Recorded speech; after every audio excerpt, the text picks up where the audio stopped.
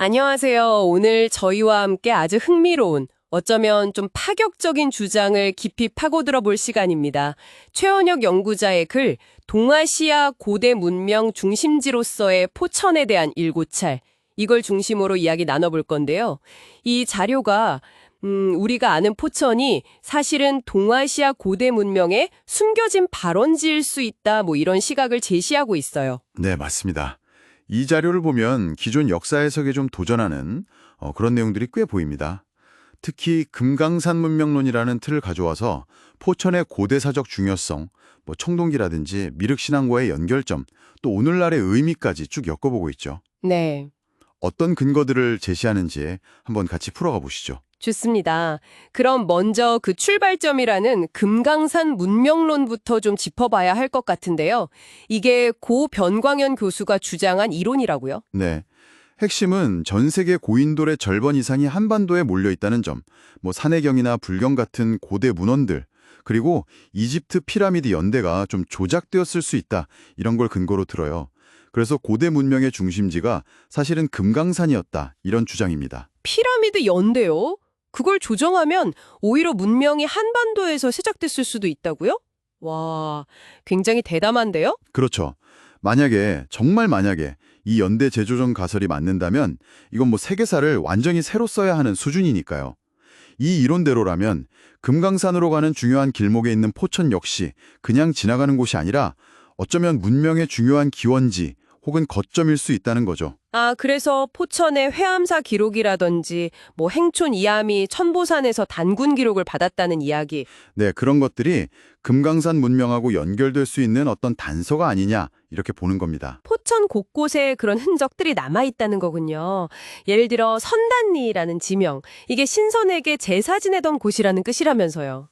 네, 맞아요. 선달리. 실제로 조선시대에 국가제사가 폐지된 이후에도 오랫동안 그 지역에서 제사가 이어졌다는 기록이 있다고 하더라고요. 흥미롭네요. 포천, 끌어안을 포자에 내천자를 쓰는 이 이름 자체에 대한 해석도 여러 가지가 있잖아요.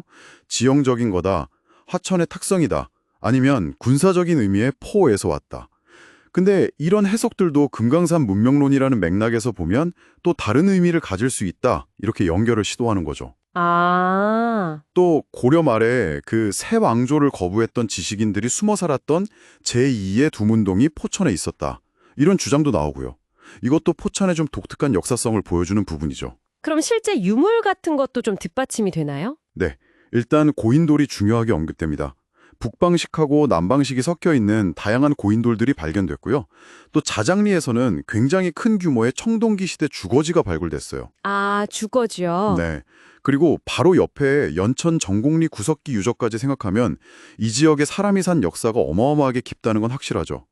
자료는 바로 이 점들을 근거로 포천이 동아시아 청동기 문명, 특히 고인돌 같은 거성 문화의 중요한 발원지였거나 혹은 여러 문화가 섞이는 용광로 같은 곳이었을 가능성을 제시하는 겁니다. 와, 심지어 여기서 더 나아가서 이 거성 문화가 동아시아 미륵신앙의 뿌리일 수 있다, 이런 주장까지 하는데요. 그렇습니다. 그게 참 대담한 가설인데요.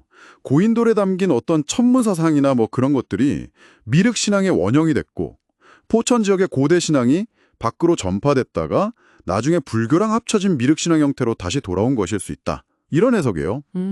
미륵이랑 용을 뜻하는 미르 발음이 비슷하다, 이런 언어학적 추정도 근거로 들고요.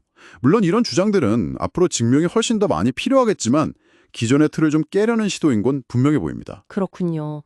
시대를 좀 건너뛰어서 조선시대로 와보면 포천하면 또 우리가 아는 인물들이 있잖아요. 허근, 이덕형. 맞아요. 우성과 한음. 오늘날 포천 마스코트이기도 하죠. 최익현, 이지암 같은 분들도 관련이 있고요.